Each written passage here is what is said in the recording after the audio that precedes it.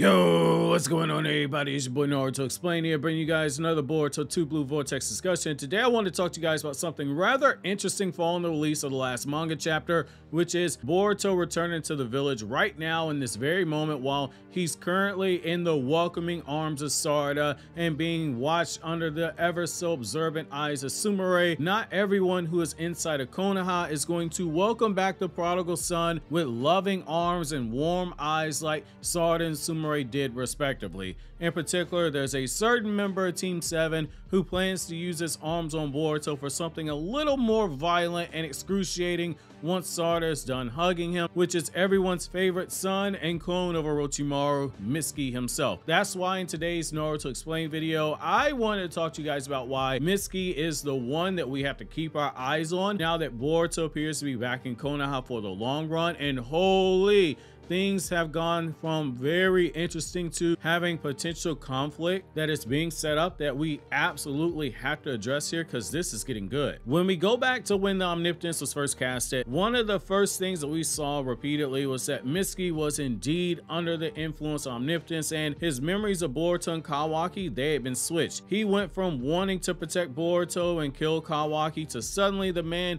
was using sage power on Boruto and bloodthirsty enough that Momoshiki started calling audibles midway through after reading Mitsuki's intention and telling Boruto, yo, you ain't getting killed while our souls are still connected. Jump to this direction, go forward in this speed, and don't look back. Because Momoshiki understood that Boruto had a Mitsuki problem, and that problem wasn't going away anytime soon. Fast forward 3 years later, Mitsuki's bloodlust has grown so high that even Kawaki, someone who bathes in bloodlust when it comes to Boruto and Otsuki, and someone who grew up with the car, enters training him, getting punishment routinely from Delta when he got out of line that made the minds of some rather horny Boruto fans, the horny section of the community, start looking at Delta wearing those high heels and skin tight clothes, and they all started saying, punish me, mommy, I've been a bad boy. Which, side note, I ain't judging you if that's what you do. I personally, I ain't into all that stuff, but you know, do your thing, man. Jokes aside though, the point is that Mitsuki has been built up as wanting all this smoke with Boruto, and right now Boruto is back inside of the village, and this time it doesn't appear as if he's going to just appear in the village and then leave 2 seconds later. Shikamaru is going to clearly have answers to him after everything that just happened with Amado, and there's a greater threat of the shinjuu that has to be taken in consideration, and that's not going to go away either. If anything, it's only going to grow stronger because the shinjuu are continuing to evolve in ways that nobody anticipated. We have a big issue to deal with here, but Mitsuki has been kept out of the story for a long time, since chapter 1. Like the other Konoha shinobi, he had to have been made aware that Boruto showed back up in the village, but from a writing perspective, he was kept out of the Boruto encounter for a reason, whether it be he was assigned to stay with Eida and Daemon as a part of their guard duty, since he was literally the only Team 7 member left behind, basically the odd man out, because the narrative is saying that Boruto and Mitsuki, we're gonna save that confrontation for later, potentially for a swerve that we as readers aren't expecting. Whereas we might be expecting a big knockdown, drag him out brawl, the story might actually subvert expectations by doing something else, which that is something that Kishimoto as a writer tends to do, subvert your expectations. Now, as fans, we can all joke that Mitsuki, he basically got domesticated in these last 3 years. He got his claws removed and he's just a harmless house cat, which now explains why the Boruto anime spent all those episodes, those meaningless episodes in my opinion, of Mitsuki taking care of a cat. That's next level foreshadowing right there, baby. Yes, I know. Those episodes are meant to show Mitsuki going through the stages of humanity. I totally get it.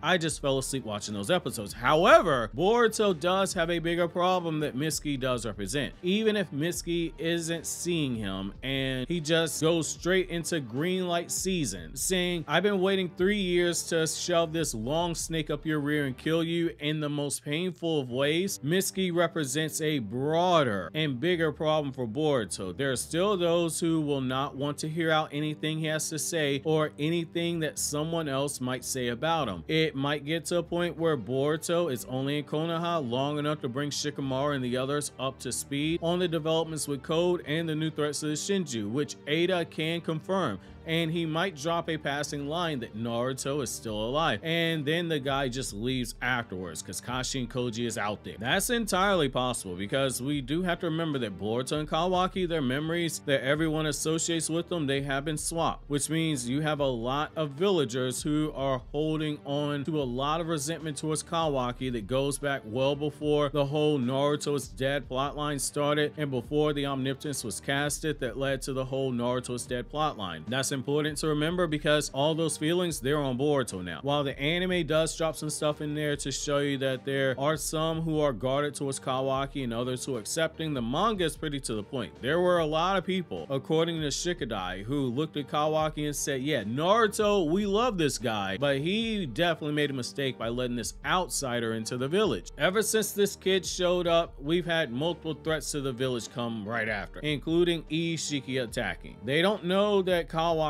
was the one that killed Ishiki, which, yes, Naruto fanboys, Kawaki's the one that killed him. Naruto did the heavy lifting and wore him down with Baryon mode, but ultimately Kawaki killed him, just as Boruto is the one that killed Momoshiki. But here's the thing, Boruto was the one being praised as the hero. Boruto was shown teleporting away Ishiki, and then as far as everyone knows, Boruto was the one who teleported back the beloved 7th Hokage and the forever brooding Sasuke back to the village. Boruto was the public face following that Ishiki battle. He was the one that everyone praised. All people thought when it came to Kawaki, hey, this guy here, he's causing some problems. If he was never here, this never would have happened. We see it when Shikadai steps in, when people are giving Kawaki the side eye. We see it when people are staring at Kawaki inside the store when he's shopping in the manga. He was accepted because Naruto told everyone, hey, this guy, he's with me. If you trust me, then you can trust this kid because I trust him.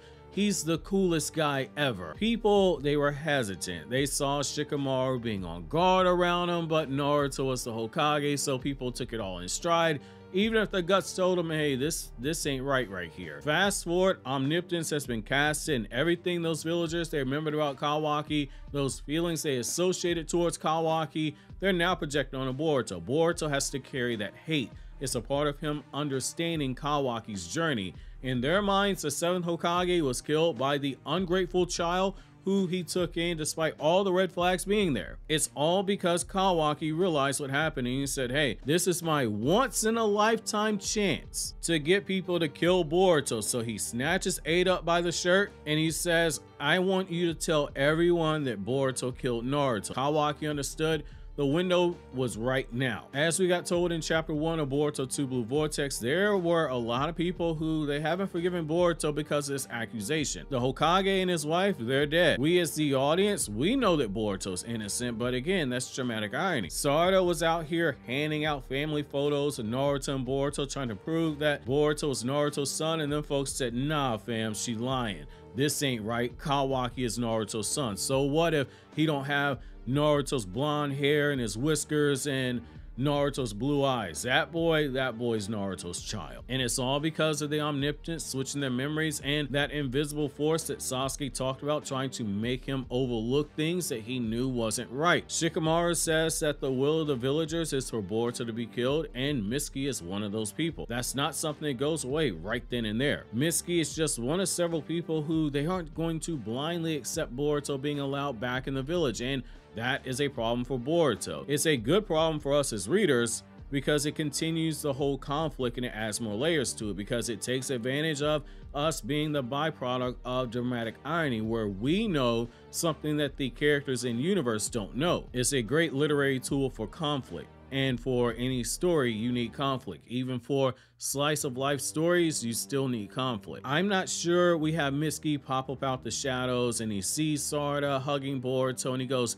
yes, teamwork. I'm totally down with this right here. Good looking out, Sarada. She's holding him in place. Time for me to penetrate Boruto from behind with one of these long snakes and push his guts in when he's least expecting it. While that would be funny to see Mitsuki try it and then Boruto just body flickers himself and Sarada away, and then he looks at Mitsuki and he tells him, bro, you don't have enough experience points for this fight right here. You might want to go fight some lower bosses and level up. I personally think that we're in for a swerve here, but I am curious to know how you guys feel about this. In the meantime, click here to watch this chapter review if you haven't already.